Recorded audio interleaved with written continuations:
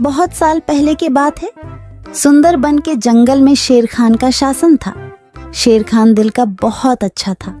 शेर खान हमेशा जंगल के जानवरों का ख्याल रखता था। एक सियार शेर खान का वफादार मंत्री था। वह जंगल में घूमता और सारे समाचार लाकर शेर खान को देता रहता था।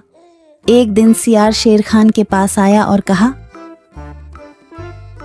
महाराज, जंगल के सभी जानवर कह रहे हैं आपके बाद इस सिंहासन पर कौन बैठेगा।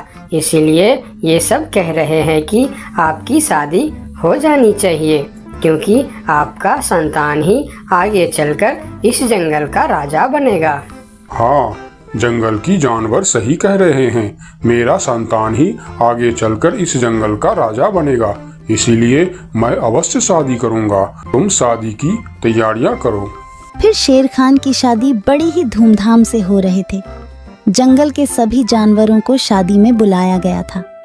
सिर्फ एक छोटे से चूहे को छोड़कर शादी में बहुत सारा खाने पीने का इंतजाम किया गया था। सभी जानवर पेट भर खाना खाया। इधर चूहा को निमंत्रण ना मिलने के कारण वह बहुत गुस्से में था। ये शेर तो बड़ा ही घमंडी निकला। उसने मुझे शादी में ना बुलाकर मेरा अपमान किया है। मैं इसका बदला अवश्य लूंगा। इस बात को लेकर चूहा बहुत ही नाराज था। वह मन ही मन सोचने लगा कि इसका बदला कैसे लिया जाए। कुछ देर सोचने के बाद वह एक योजना बनाता है। मैं भी शादी करूंगा।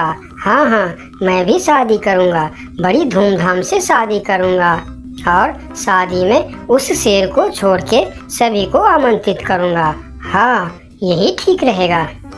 फिर चूहे ने शादी करने का फैसला कर लिया और वह अपने लिए एक दुल्हन ढूंढने निकल पड़ा। थोड़ी दूर जाने के बाद उसे एक दुल्हन दिखाई पड़ा। फिर चूहे ने उसके पास जाकर कहा, शादी तो मैं कर लूं, लेकिन इसके साथ से तो मैं बिल्कुल नहीं शादी करूंगा। मेरी दुल्हन तो उस घमंडी शेर के दुल्हन से भी सुंदर और शक्तिशाली होनी चाहिए। फिर चूहा आगे जाकर एक पेड़ के नीचे रुक गया। दुल्हन की खोज को लेकर चूहा चिंतित हो गया। वह सोच रहा था कि भला इतनी सुंदर और शक्तिशाली दुल्हन उसे कहाँ मिलेगा। यह सोचते सोचते वह चल ही रहा था कि उसकी नजर आसमान की तरफ गई। उसने देखा कि सूर्य भगवान आसमान में चमक रहे हैं। तभी उसके दिमाग के बत्ती जली। अरे वाह, सूर्य भगवान तो सबसे शक्तिशाली है। कितना तेज है उनका। यही ठीक रहेगा। उनकी बेटी सुंदर भी होगी और शक्तिशाली भी।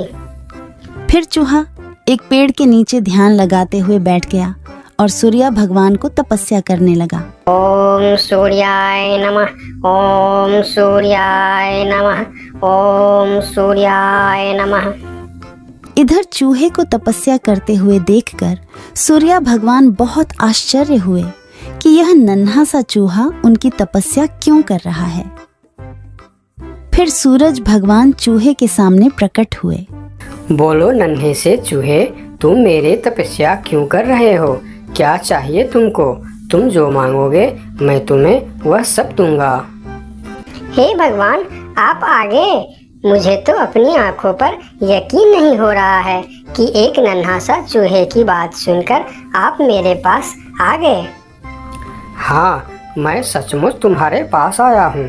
बोलो तुम्हें क्या चाहिए? भगवान, मैं शादी करना चाहता हूँ। अरे वाह, यह तो बहुत ही अच्छी बात है। इसमें मैं तुम्हारा क्या मदद कर सकता हूँ? मैंने यह प्रण किया है भगवान कि जो दुनिया में सबसे ज्यादा शक्तिशाली होगा मैं उसके बेटी से ही शादी करूँगा और आप इस दुनिया में सबसे शक्तिशाली हो। इसीलिए मैं आपकी बेटी से शादी करना चाहता हूँ। चूहे की बात सुनकर सूर्य भगवान सोच में पड़ जाते हैं कि मैं इस छोटी सी चूहे के साथ अपनी बेटी का शादी कैसे कर सकता हूँ।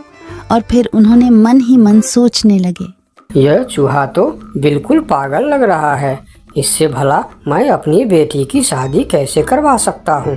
कुछ भी करके मुझे इससे छुटकारा पाना ही होगा, मगर कैसे? मुझे जल्दी कुछ करना पड़ेगा।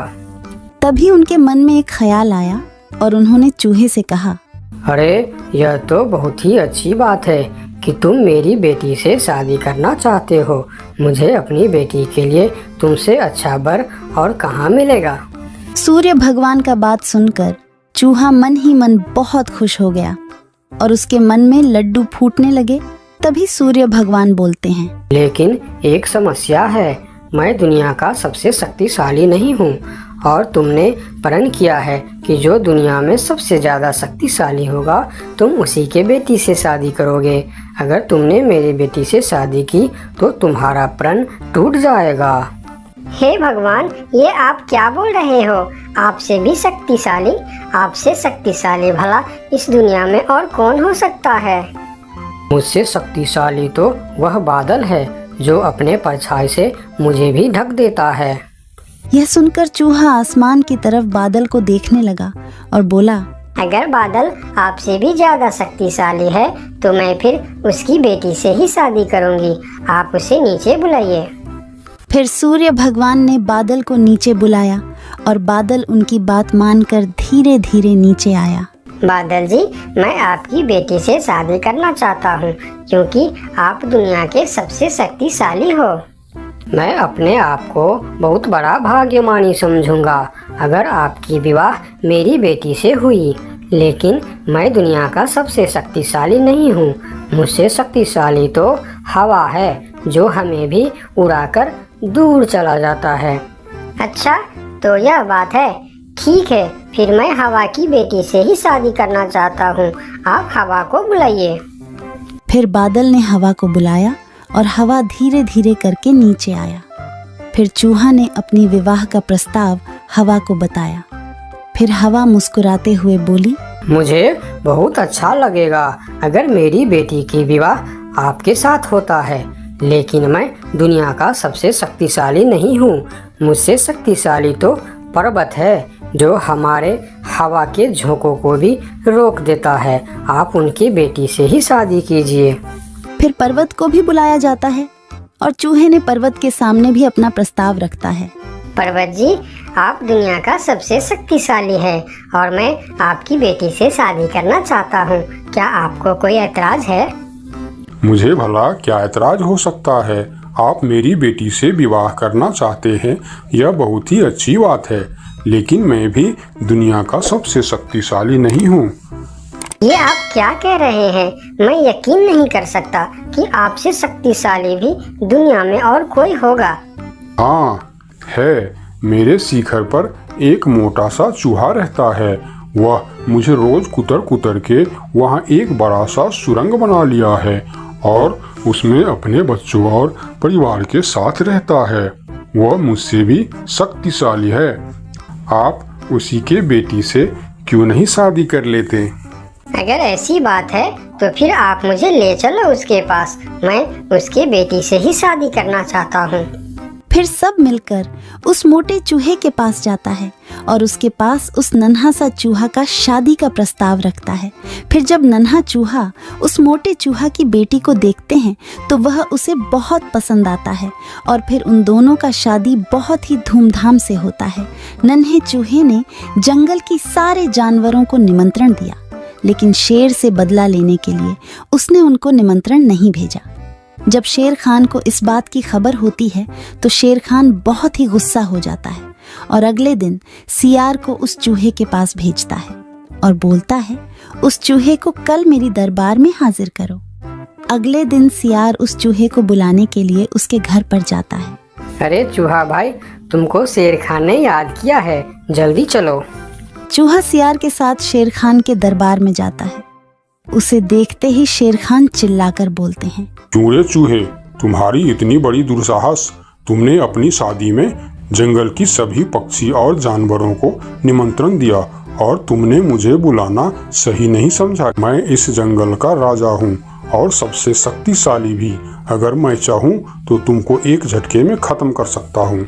मुझे माफ कर दीजिए महाराज, जब आपने अपनी शादी में पूरे जंगल को निमंत्रण दी और मुझे नहीं दी तब मुझे भी ऐसे ही दुख हुआ था। यही एहसास दिलाने के लिए मैंने आपको निमंत्रण नहीं दिया। मुझे माफ कर दीजिए। क्यों रे सियार, तूने ऐसा क्यों किया? मैंने तो तुमको बोल दिया था कि जंगल के कोई भी पशु पक्षी छूटनी नहीं चाहिए। फिर तुमने इस चूहे को निमंत्रण क्यों नहीं दिया? मुझे माफ कर दीजिए महाराज, गलती हो गई। मैंने सोचा यह छोटा सा जीव, इसको क्या निमंत्रण देने का, इसलिए मैंने इसे छोड़ दिया था। मुझे आप माफ कर दीजिए। ठीक है, अगले बार से ध्यान रखना। मेरे लिए जंगल का हर जीव एक जैसा है।